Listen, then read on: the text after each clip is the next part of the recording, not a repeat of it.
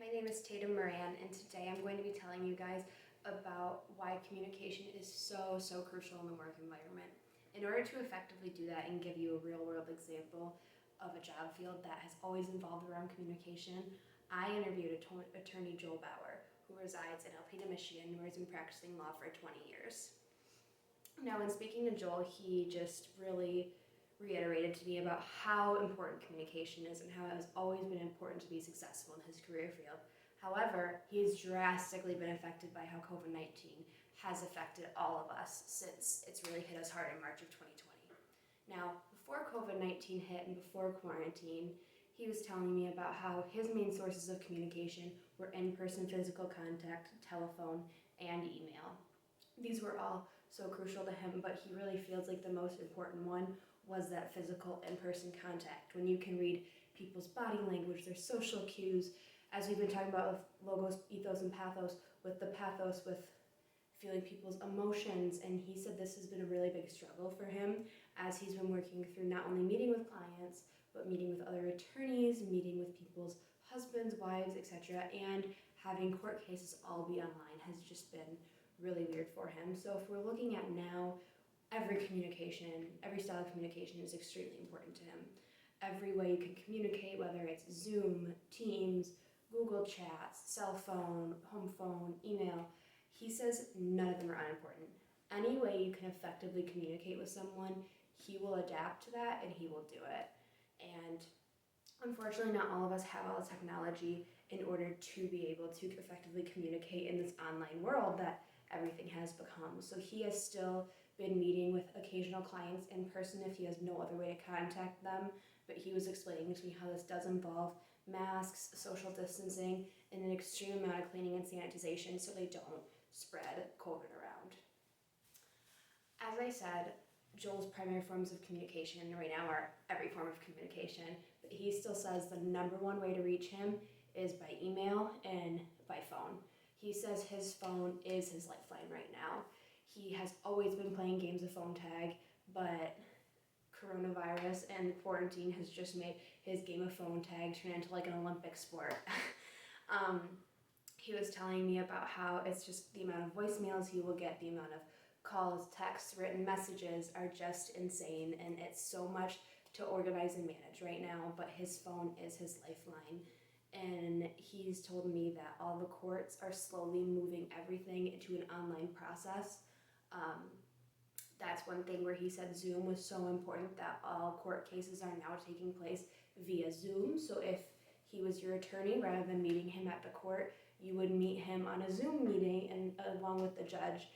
And if you were against someone, them and their attorney, which is just so crazy to me how I use Zoom for things like school and work meetings, and now he's using them for court cases that are all broadcasted on YouTube because they are public forums. I just thought that was so cool and so crazy that just how this technology has now turned something so informal to something so formal. And he just said that how all the courts are really transitioning and doing a 360 from everything being written pen and pencil and to scanned in and put online and emailed back and forth, whether it's to a client, to get a signature from an attorney, from a judge, a stamp of approval, etc. Everything is done online. And he said if you are someone that's looking into this career field or any career field, as we are seeing this big transition to online forums, you have to be super comfortable. And going back to how he said his phone was his lifeline, he states that his whole office is in his phone. As I said, scanning documents in and putting them online has been so important, and he claims he has his whole phone on his desk. So he always has access to stuff, he always is able to get in touch with his clients, he always has whatever form he may need for whatever. He can even do court cases now while he's at home in his living room rather than having to dress up and go somewhere.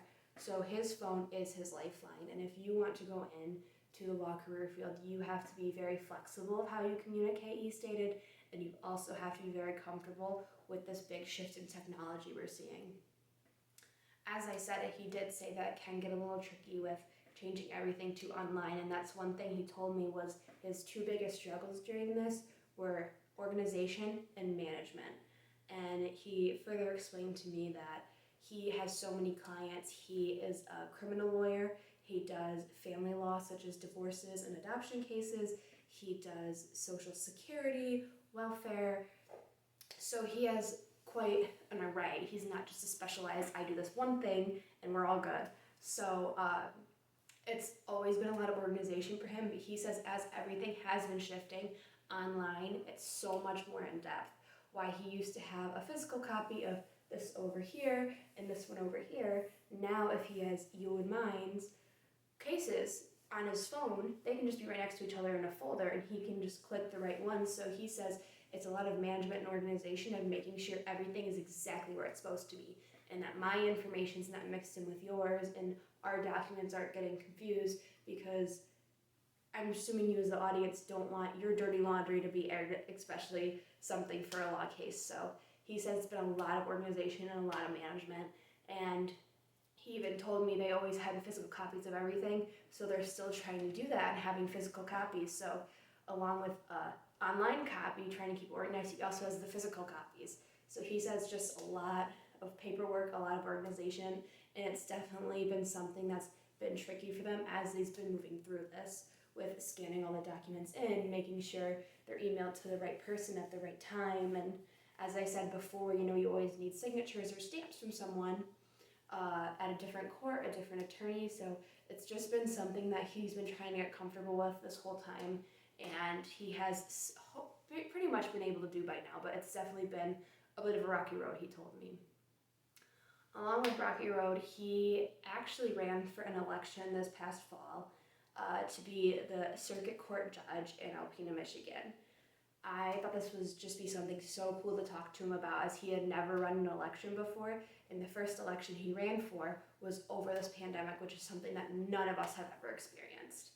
And I just really wanted to know more information on how he felt the communication was important, and he was telling me that he decided to run this previous winter, so that'd be December of 2019. He kind of made his decision that this was something he wanted to do, and he launched his campaign. And he was telling me he had all these big events planned at, summer festivals in northern Michigan, and there'd be so many people there, and he claims himself he's a very traditional man. So he's very much nice to meet you, let me shake your hand, going to the audience, meeting all these people that might not be on these online platforms he's campaigning on. And it was really, really hard for him to not be able to do these physical in-person meet and greets, and he feels like he missed out on a lot of his audience, specifically the older demographic, which makes up most of the population in Alpena, Michigan, ages 65 plus.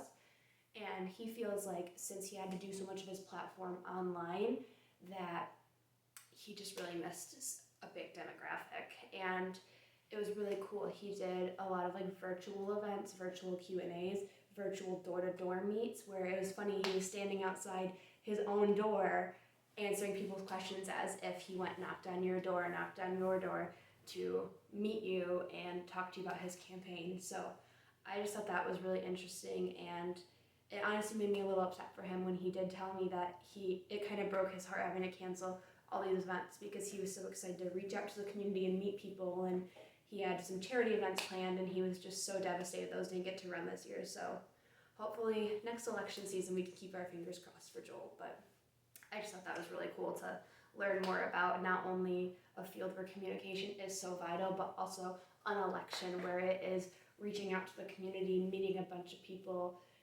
shaking hands, kissing babies, as they say. So I just thought that would be really interesting to interview, and this interview with Joel has really opened my eyes. I always knew just in my part-time minimum wage jobs how important communication would be, and I feel like this has just opened my eyes to a whole new world of, as everything's moving online and communicating with others at other businesses. I think this is so amazing, and I really am hoping that this will be a good lesson for me of how to improve as I'm moving forward in my career, and that this will really show me how important communication is. Thank you, audience, for attending today. I really appreciate it. And if you have any further questions, comments, or want to know some more about Joel Bauer, feel free to message me at my Western Michigan University email. It is tdm9562@wmich.edu. Feel free to ask me any questions, and I'm more than happy to answer it. Thank you.